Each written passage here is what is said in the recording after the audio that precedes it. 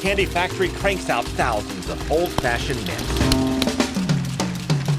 from vintage machines that have been clicking and clanking for more than 100 years. Our oldest KH that produces our Angel Mint dates back to 1911, and our newest of which is 1925.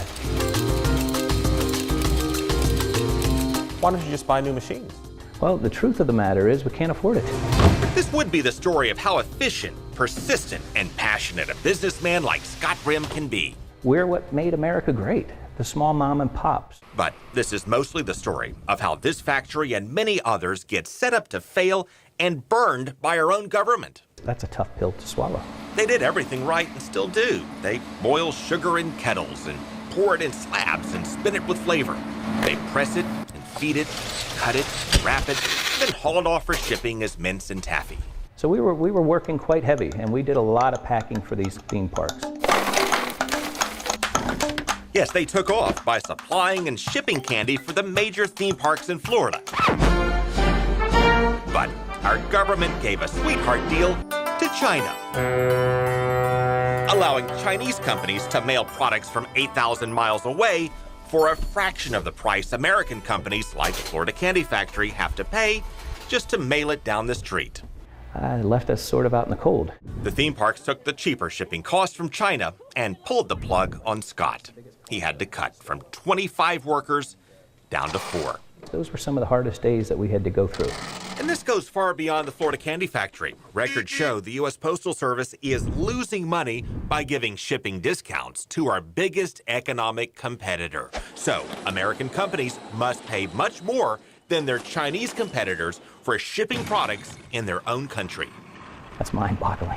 I'd love to hear from the politicians as to how is that possible. Good luck with that. We tried asking President Trump and the 8 U.S. House lawmakers in the Tampa Bay region, and Senator Marco Rubio, and Senator Bill Nelson. And what is the issue that you're talking about?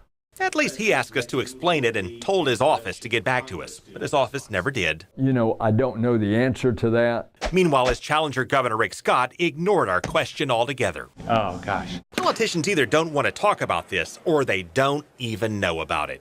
I don't think that anyone had any clue about this. Here at Mighty Mug, we make the most innovative coffee mug on the planet. Jamie Smaldone is the CEO of Mighty Mug, a mug designed to not tip over.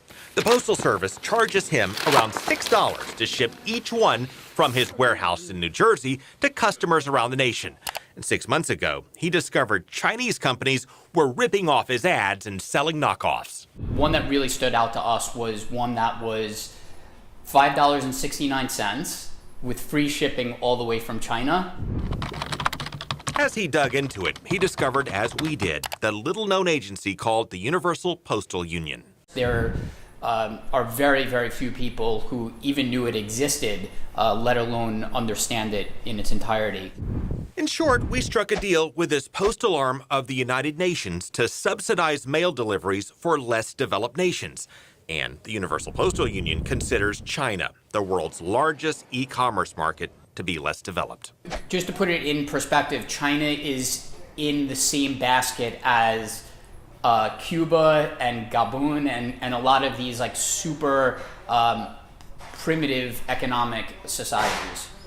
So we agreed to pay higher rates to send our products to China, crushing American exports. While the U.S. Postal Service has taken mounting losses, more than $135 million a year, subsidizing mail from other nations, particularly China, crushing American merchants.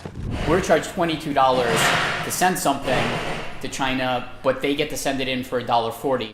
Did we mention the Postal Service raised shipping rates within the U.S. this year to help cover some of their losses? It's something so bad for American businesses that you don't think that something so stupid could exist in our government. Jamie says that's $6.30 for shipping a Mighty Mug from New Jersey, or $1.40 to get the knockoff from Shanghai. And when he started asking the politicians about this, he said most had no idea. It's an insane thing, that's for sure. While Mighty Mug, Florida Candy Factory, and so many others are paying for it. And I've had more times than not customers call me saying that I'm ripping them off somehow because I'm charging too much for freight.